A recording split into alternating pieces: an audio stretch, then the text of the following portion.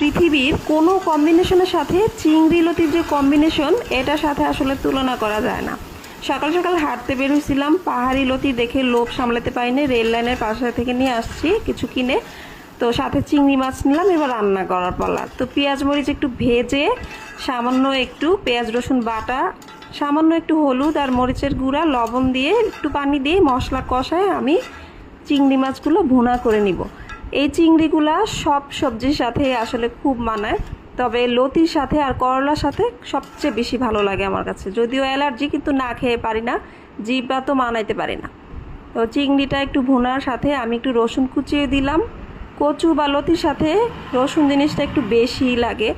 এই লতিটা রান্না করার জন্য কোনো পানি লাগে না, জাস্ট একটু কষায়া একটু ঢেকে দিলেই কিন্তু এইভাবেই হয়ে যায়, ঝট করে হয়ে যায়। 10 মিনিটেই এই রান্নাটা কমপ্লিট হয়ে যায়। এত সিম্পল একটা রান্না, কিন্তু অনেক বেশি টেস্টি। এই লতিগুলো অনেক বেশি সফট হয় আর কখনো গলা ধরে না। আমি এখনও এই পর্যন্ত যতদিন রান্না করছি গলা ধরেনি। কচুও নিয়ে আসছিলাম, সেটাও খুব ভালো ছিল। তো আমার রান্নাটা কমপ্লিট হয়ে গেছে। এই রান্নাটা আসলে এত সিম্পল হয় আর এত মজা হয়, মাঝে মাঝে এটা বানানো হয়।